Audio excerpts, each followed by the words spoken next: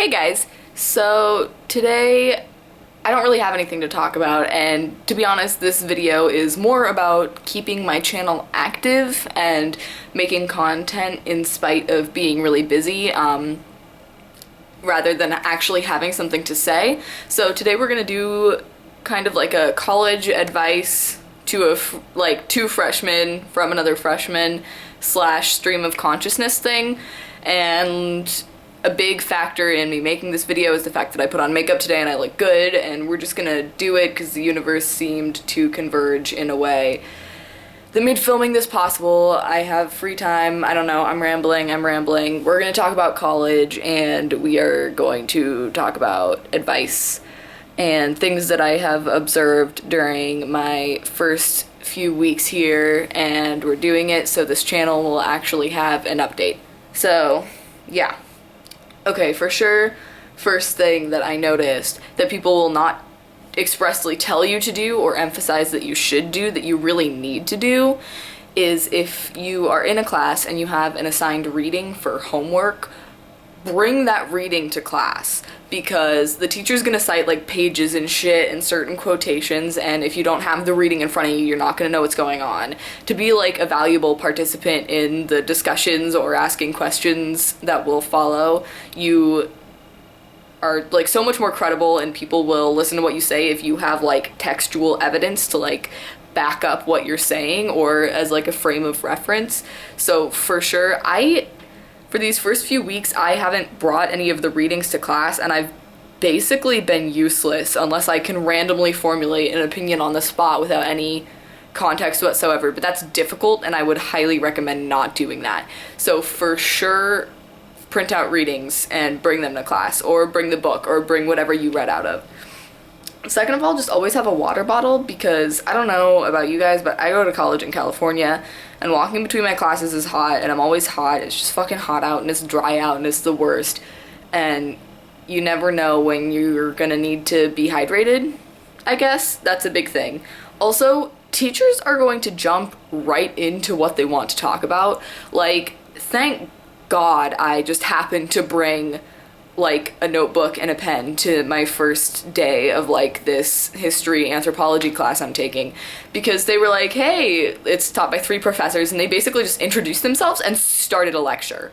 So no matter what, be prepared for your teachers to just start talking and you needing to pay attention.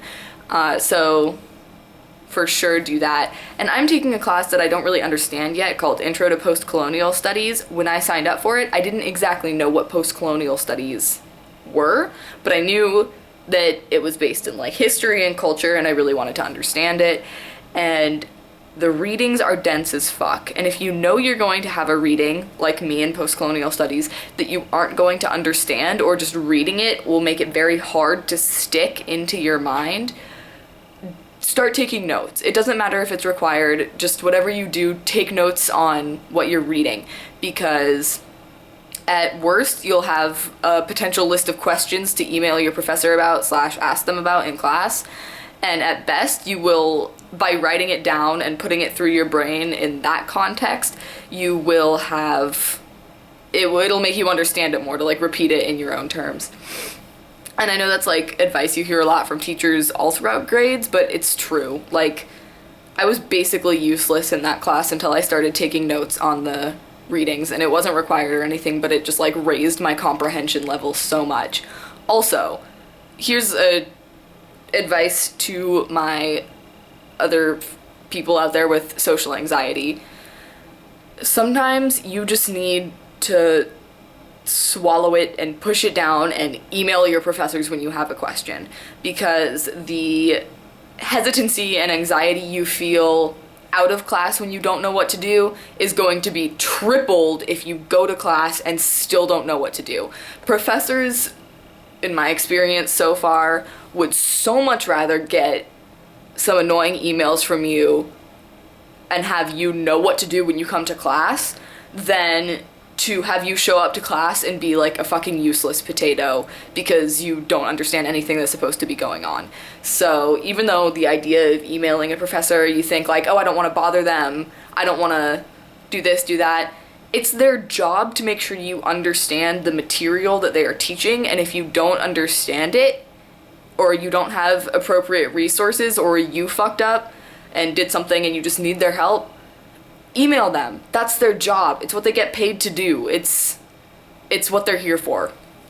So it's rough, but there's no other way around it. Like, sometimes hitting up friends in the class works, sometimes it doesn't. It's better to just email the person who actually knows what is going on, and that is your professor. So there's that. I've had to swallow my pride / social anxiety and do it a couple of times, and it definitely paid off. So there you go. Also, always just like, you don't have to be friends with somebody in all your classes, but it's so nice to have at least one person's number in every one of your classes, because it's not like high school and teachers are not gonna remind you what your homework is. If it's like in the syllabus or like online on whatever like scheduling program your college uses, they're not gonna remind you what to do. They will expect you to just look at the syllabus and figure it out. And so if you're really confused as to what's like due in a class, and it's like, it's not shit that's helping, it wouldn't be like a question of like helping you understand something or helping you get resources, like a petty question basically that you really don't want to email your professor about, then it's so nice to have like another person that you can just ask and they'll know. Like, even better, get 4 or 5 people's numbers if you can, just so you have like surety in that you're doing the right thing. It's just really helpful to have other people who know exactly what you need to do, aside from the professor, for shit like, when is this due? I can't find my syllabus, like shit like that. It's useful as fuck. Also, I'm gonna segue into less academic, more body stuff here. I don't care how much you have going on, you have time for the gym. Seriously, just, I know on the internet it's like really popular to like sit around and like eat pizza and do nothing and like procrastinate on your homework, and that's fine. I mean, I do that, and there's such a sharp division between people who are like supposedly lazy and stressed and people who like work out and eat healthy, and I'm even a good example of how those two things can totally intersect, and you don't have to be a pro like health food vegan blogger to like just go to the gym sometimes. It'll make you feel so much better. It gives you an excuse to shower because you don't want to be that gross when you come back out of the gym, and just getting your heart rate up, it makes you feel so much better. Also, if you go to the gym at night, this is a thing I learned. Exercising at night gives you a huge energy boost. So if it's like 10 p.m. and you're about to die because you need to like finish a project or something, or like write a paper and it's due and you're all fucked up, literally just go on like an elliptical for like 20 minutes and you'll be energized enough to like conquer Rome. I don't fucking know, but it works. Basically, don't think that the gym is just for exercise and getting buff and people who have carved time in their schedules to do that, and like athletes. It's there for everyone, and it's there for a reason, and it's because working your body can help stimulate you academically in so many ways, and it will help alleviate some stress, and your body's gonna hate you when you're doing it, but afterwards it's going to improve your life so much. And it's just because you sit around like me and procrastinated doing all of your homework watching the X-Files doesn't mean you also can't go to the gym and run your troubles away for a little bit. And I mean, everybody knows going to the gym is healthy. I mean, as long as you don't push yourself to an absurd degree and like stay on your level until you can slowly improve, then you're gonna be fine and it'll make your life so much better. Also, transitioning again more into body stuff, people will always underestimate how severe moving and doing new things is on your body. Your sleep schedule is going to get fucked up. Your eating schedule is going to get fucked up. If you have mental health problems, they'll probably be aggravated. And a lot of the results are physical. Your body isn't used to being around these people from these different areas. It's a complete shift, and everyone tells you that it's going to be a big deal mentally, but it's also a big deal physically. And you need to kind of respect what your body needs, and you need to also realize, like, my dining hall always, for every meal, has an extensive array of desserts. Like, I'm talking like brownies, blondies, cookies, bars, like cake, ice cream, there for every meal. And so, of course, when we all got here, we started binging on all the desserts, and that's fine. If it's there, why wouldn't you take it? But at the same time, we weren't counteracting it with any exercise. Our emotions were, like, corroding us physically from all the stress of, like, coming to a new place, moving to a new place, and having to take classes, and having to live by ourselves. And we all just kind of wilted, and you need to be aware that the significant change of moving to a new place is also going to affect your body. So feeling like shit, like mentally and physically, is going to be a thing just because you need to adjust and your body needs to get used to the new environment. But also you need to be aware that that's going to happen and counteract it almost, or do what you can to support your body and mind's transition into a new environment.